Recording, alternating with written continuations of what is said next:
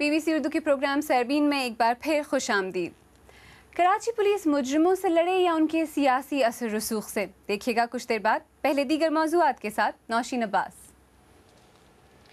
بنگلہ دیش میں جنگی جرائم کے ایک ٹریبیونل کی جانب سے جماعت اسلامی کے رہنما دلاور حسین کو سزائے موت سنائے جانے کے بعد تشدد اور ہنگاموں کا سلسلہ جاری ہے اور اب تک کم از کم 40 افراد ہلاک ہو چکے ہیں۔ تفصیل شفیع نقی جامی سے۔ بنگلہ دیش میں 1971 میں جنگی جرائم میں ملوث افراد کو سزائے موت دیے جانے کے حق اور مخالفت میں مظاہروں کا سلسلہ جاری ہے۔ جمعرات کو ٹرائیبیونل نے جماعت اسلامی کے سب سے سینئر رہنما دلاور حسین کو سن 1971 کی جنگ کے دوران جرائم میں ملوث ہونے کے جرم میں سزائے موت سنائی تھی۔ حکام کا اندازہ ہے کہ 1971 کی جنگ کے دوران 30 لاکھ سے زیادہ افراد ہلاک ہوئے، جبکہ ہزاروں خواتین ریپ کا شکار ہوئیں۔ بنگلہ دیش میں جماعت اسلامی پر الزام عائد کیا جاتا ہے کہ اس نے سن 1971 کی جنگ میں پاکستان کا ساتھ دیا تھا۔ جنگی جرائم پر جاری اس ٹرائل نے ملک کو تقسیم کر دیا ہے۔ ایک طرف ہزاروں افراد مبینہ جرائم میں ملوث لوگوں کے لیے سزائے موت کا مطالبہ کر رہے ہیں، تو دوسری جانب جماعت اسلامی کے حامیوں کا موقف ہے کہ یہ الزامات سیاسی بنیادوں پر عائد کیے گئے۔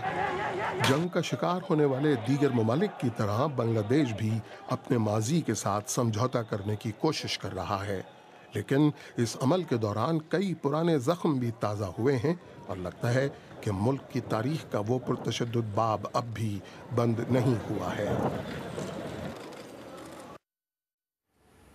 اب نظر ڈالتے ہیں دیگر موضوعات پر۔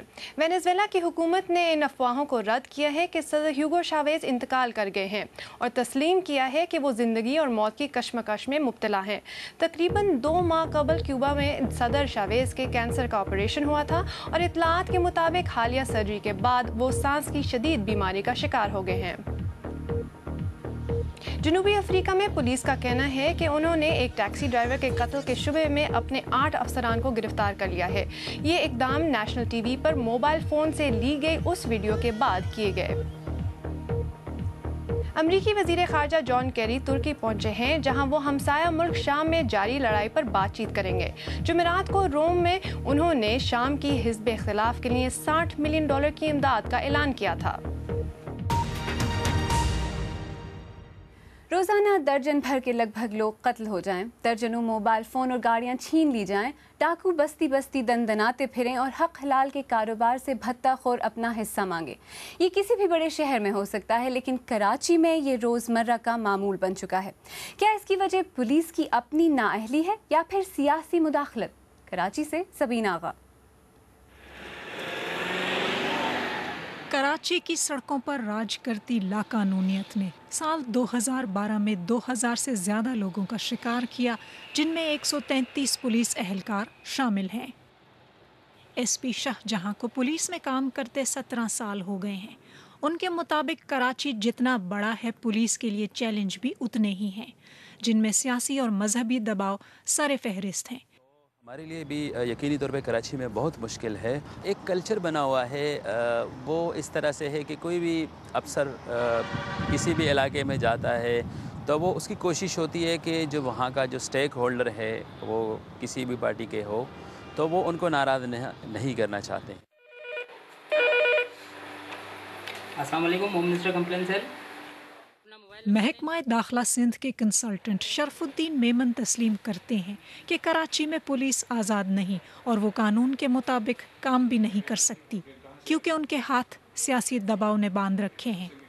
جو اپوائنٹمنٹس ہوتی ہیں ہمارے پولیس فورس میں، وہ عام طور پہ یہ دیکھا گیا ہے کہ میرٹ پہ نہیں ہوتی۔ اس میں یہ ہوتا ہے کہ جو انفلوئنسز ہوتے ہیں، پولیٹیکل انفلوئنسز ہوتے ہیں، تو ان کی نہ وہ پرفارمنس ہوتی ہے، پھر وہ کام بھی انہی لوگوں کے لیے کام کر رہے ہوتے ہیں جنہوں نے ان کو اپوائنٹ کرایا۔ عدالت عظمیٰ نے بھی کراچی میں پولیس کی خراب کارکردگی کا براہ راست تعلق سیاسی اثر کو قرار دیا۔ سپریم کورٹ آف پاکستان نے کراچی بدامنی کیس کے دوران کراچی پولیس کو سیاسی دباؤ سے نکل کر میرٹ پر بھرتیوں کی ہدایت کی، لیکن ایسا کہنا تو آسان ہے، کرنا مشکل ہے۔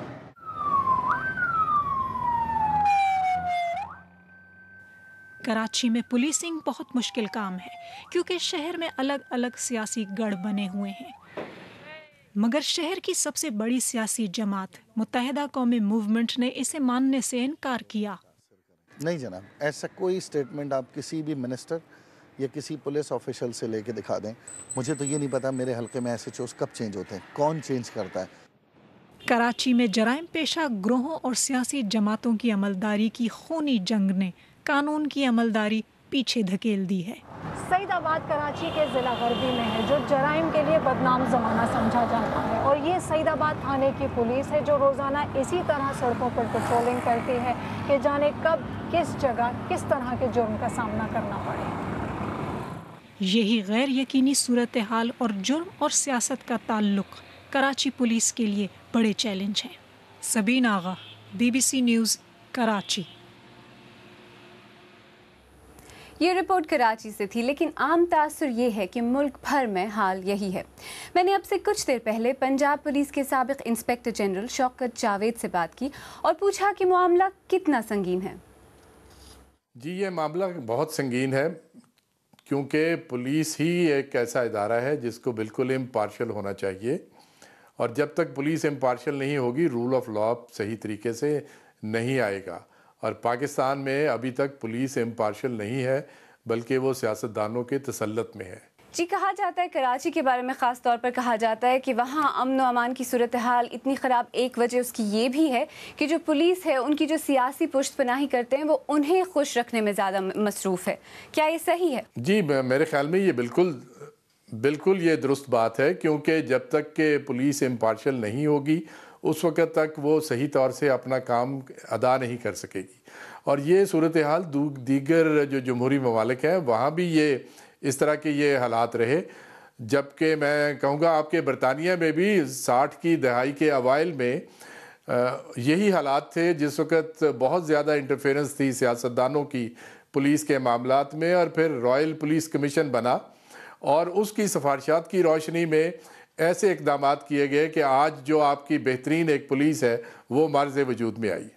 تو آپ یہ کہنا چاہ رہے ہیں کہ یہ ایک انفرادی مسئلہ نہیں ہے کچھ ایک آدھ افسروں کا، یہ ادارے کی سطح پر مسئلہ ہے؟ جی بالکل، یہ میں یہ بھی کہوں گا کہ یہ حکومت اپنے طور پر یہ اختیارات جو وہ پولیس کو کنٹرول کرنے کے سلسلے میں کرتی ہے وہ نہیں چھوڑے گی، اور ان کی یہی خواہش ہوگی کہ یہ ہم پولیس کے اوپر اپنا تسلط برقرار رکھیں، اور جب تک کہ یہ عوام، میڈیا اور عدلیہ کا پریشر نہیں پڑے گا کوئی بھی حکومت اپنے یہ اختیارات جو پولیس کے اوپر ان کے ہیں اس کو چھوڑنے پہ تیار نہیں ہوگی۔ اگر سیاست دان یا جو سیاسی ہمارا ایک ایلیمنٹ ہے وہ پولیس کو آزاد نہیں کرنا چاہتا تو پھر کیا جائے، اس کا حل کیسے نکالا جائے؟ جی، اس کا حل یہی ہے کہ عدلیہ، میڈیا اور عوام جو ہیں وہ اس میں اتنی زیادہ اویئرنس، یہ ایک ٹرائی اینگل بنے اور یہ اتنا زیادہ پریشر ڈالیں حکومت کے اوپر کہ حکومت مجبور ہو جائے ان اصلاحات کو لانے میں جو کہ بہت پہلے آ جانی چاہیے تھی۔ یہ تھے پنجاب پولیس کے سابق IG شوکت جاوید، جن سے میں نے کچھ دیر پہلے بات کی۔ آپ BBC اردو کا پروگرام سیربین دیکھ رہے ہیں۔ پروگرام میں آگے چل کر دیکھیے گا پاکستان میں ڈرون حملوں کی قانونی حیثیت اور افادیت پر ایک تجزیہ۔ کیا واقعی یہ حملے شدت پسندی میں اضافے کی وجہ بن رہے ہیں؟ اور ہمارے ہفتہ وار سلسلے تو پھر چلے میں وسعت اللہ خان کی ایک ایسے مجسمہ ساز سے ملاقات دیکھیے گا جن کی شہرت ہالی ووڈ تک پہنچ چکی ہے، مگر وہ تو اپنے کام میں مگن ہیں۔ یہ سب بریک کے بعد ہمارے ساتھ رہیے گا۔